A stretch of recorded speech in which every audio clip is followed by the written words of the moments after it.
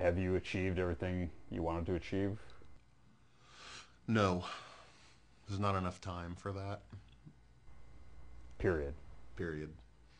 I think I could probably be the most successful person on earth in music, and I would still probably not feel like I've achieved all I wanted to. You know what I mean? And I think that is part of what keeps you going. You know what I mean? And part of what maybe keeps you valid. You know, I mean, if we were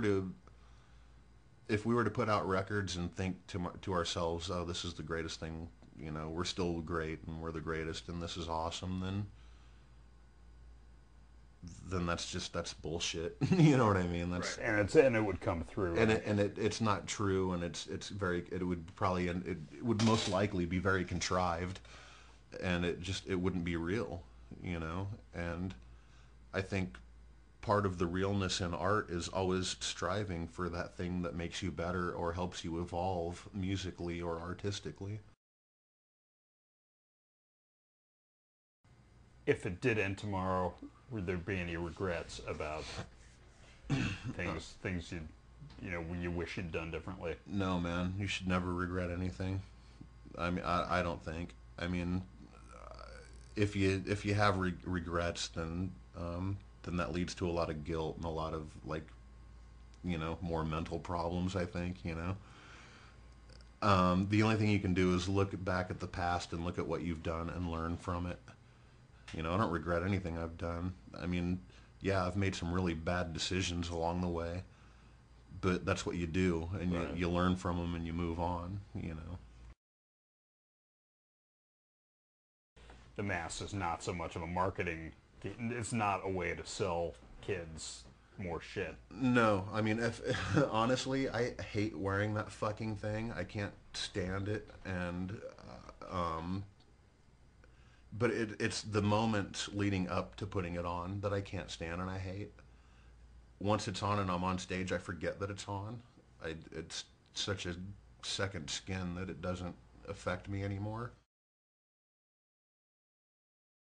I want to go down the list, Okay. and just in your words, what each of these people bring to the band, or I'm you not know, doing this. no. No.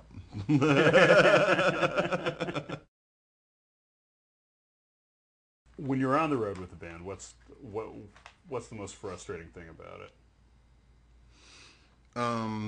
Finding privacy, probably. You know, you give all that up when you're on a and I mean, you give it up when you go on tour anyways, but Right. then when you're on tour with a band with 9 guys in it, then forget about it. The only privacy you get is if you climb in your bunk on the tour bus, or if you're lucky enough to have your own hotel room on a day off. Right. You know, How has Slipknot affected your personal life? wow. What personal life? um, you know, I. I mean, it's hard to say whether or not that's Slipknot or just me. You know what I mean? I mean, you're really in control of your own personal life. You know, as far as relationships and friendships, like, things like that are concerned. Um, People come and people go throughout your life. Whether or not that's Slipknot's fault, I can't say. You know.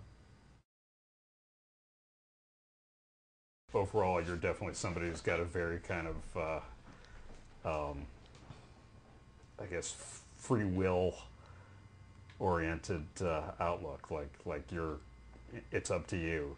Well, I kind of always have had the mentality that I just want to be able to not have any baggage, so to speak, like to be able to, like, and maybe it's like just not wanting to be responsible or not wanting to grow up or anything like that. I've kind of had this, like, waiting for life to begin sort of mentality, and maybe it began a long time ago and I just haven't caught up with it yet. But In some ways, it feels like it hasn't begun yet. yeah, I mean, I'm still waiting for, that thing to happen to affirm, okay, now it's okay for me to grow up and feel responsible or this or that, and to me, I'd just rather be able to, at the drop of a hat, leave if I wanted to. If I want to go to Italy, I can. If I want to go to Japan, I can, you know, and there's something that's very liberating about that feeling, even if it can be lonely at times. And what constitutes tour lag? What are the symptoms? How does it manifest itself? Yeah. With anxiety, I think. You know, when I come home, I'm pretty reclusive. I usually don't leave the house. It's a lot different from how I imagined it. You know what I mean? People don't really realize how much work does go into doing what you do as a band. You know, I mean, had this happened to me when I was a lot younger, I probably would have fallen on my face and failed miserably. But since it's happening now, I think it's a lot better, and I think it happens for a reason. You know, when it's time. Otherwise, it's really easy to let it get out of hand and to possibly even throw it all away. And when I had the dream of doing all this, you know, I used to think, oh man, I want to, you know, I want to be famous and be a rock star and get out of here, you know. And we've been doing this since '99, and I'm still here, you know. So it's home, you know, and nothing's ever going to change that. How would you describe like the difference between Slipknot in 1998 and Slipknot now? Um, I would say the Slipknot in '98 was it was very infantile. You know, it was kind of like learning how to walk in a way.